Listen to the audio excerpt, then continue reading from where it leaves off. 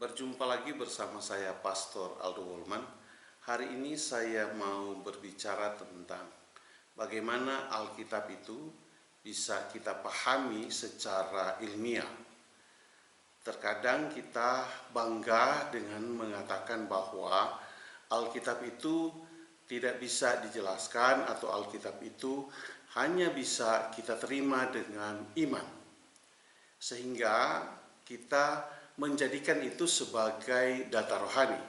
Sehingga apapun yang terjadi di dalam Alkitab ketika kita baca, kita mengaplikasikannya itu kepada hal-hal rohani.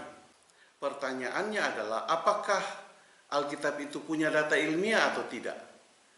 Maka kita akan melihat dari sisi ilmiah, sehingga ketika kita berbicara tentang Tuhan, kita tidak hanya berbicara kepada Tuhan yang tidak bisa kita buktikan, tetapi Tuhan yang kita bisa buktikan dan itu benar-benar bisa memberikan bukti secara ilmiah, secara logika dapat diterima. Karena kalau kita berbicara soal sisi rohani dan sisi iman, itu berbeda-beda kepada setiap orang. Jadi orang itu bisa disamakan dengan pemikiran ilmiah, dengan pemikiran sains. Artinya ketika orang masuk ke dalam wilayah ilmiah, dia itu akan disamakan pemikirannya dan tidak ada perbedaan di sana. Karena kenapa? Orang punya pemikiran yang sama terhadap satu hal yang sama. Atau katakan satu hal yang dapat kita lihat dan dapat kita buktikan. Persoalannya adalah kita hanya membuktikan Tuhan itu dari sisi rohani kita. Tetapi kita tidak dapat membuktikan itu secara ilmiah. Sehingga di dalam video-video saya itu, saya banyak menampilkan tentang hal-hal yang berhubungan dengan persoalan ilmiah. Nah, mari kita lihat apakah Alkitab itu masuk ke dalam wilayah ilmiah atau tidak. Maka kalau kita bicara ilmiah, maka yang pertama adalah itu harus sistematis. Kalau kita lihat di dalam Alkitab, maka Alkitab itu berbicara soal sistematis. Dia mulai dari Kejadian sampai Wahyu, tersusun begitu rapi informasinya dan kejadian-kejadiannya. Dan dengan demikian maka Alkitab itu masuk atau ada dalam wilayah kriteria sebagai data ilmiah. Jadi kita tidak bisa mengelak untuk mengatakan bahwa itu bukan data ilmiah dari sisi sistematis. Yang berikut adalah bersifat general atau bersifat umum. Persoalannya kan kita selalu menjelaskan hal ini dari sisi rohani dan dari sisi iman. Itu yang menjadi soal sehingga hal ini tidak mampu kita jelaskan secara ilmiah. Yang berikut adalah rasional. Alkitab itu sangat rasional.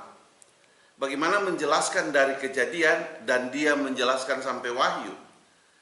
Dan oleh sebab itu maka kita dapat mengatakan bahwa itu adalah data ilmiah karena dia rasional.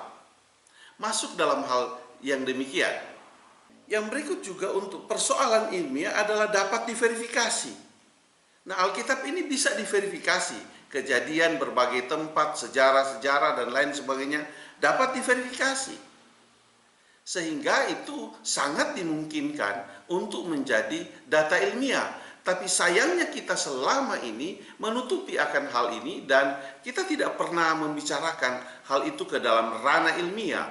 Atau hanya mungkin orang-orang yang terbatas atau orang-orang yang tertentu untuk mengatakan hal itu atau menjelaskan itu secara ilmiah. Saya pernah buat satu tesis sebenarnya di dalam Facebook saya. Saya mencoba untuk melemparkan hal itu bersifat ilmiah. Dan kemudian banyak yang menentang saya. Dan saya mencoba di situ menjelaskan bahwa Alkitab ini sebenarnya data ilmiah.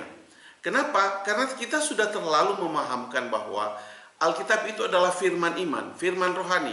Maka kita harus menerima itu dengan iman, dengan rohani kita. Kita tidak bisa menerima Alkitab itu dengan logika, dengan pemikiran kita.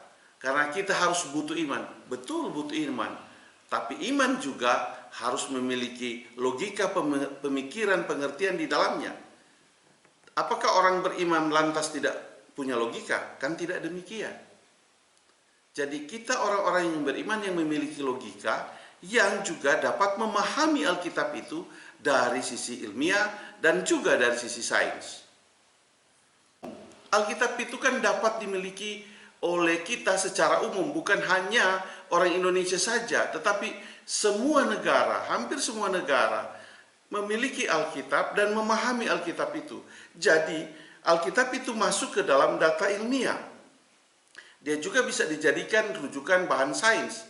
Hanya kita saja yang tidak memahami itu, sehingga yang kita pakai selama ini adalah pendekatan-pendekatan rohani. Sehingga semua Alkitab atau data-data Alkitab yang ada di dalam Alkitab itu, kita membahasnya dalam hal rohani. Nah, dalam beberapa video saya ke depan nanti ini, saya akan membuka pemikiran kita untuk melihat dari sisi ilmiah. Saya tidak menampi atau mengatakan bahwa Alkitab itu bukan data rohani, bukan itu maksud saya. Tetapi saya mau menunjukkan, mau memperlihatkan bahwa di dalam Alkitab itu juga memiliki hal-hal ilmiah. Video saya cukupkan sampai di sini. Sampai kita ketemu pada video yang berikut. Tuhan memberkatimu. Saya bawa dalam nama Yesus. Haleluya. Amin.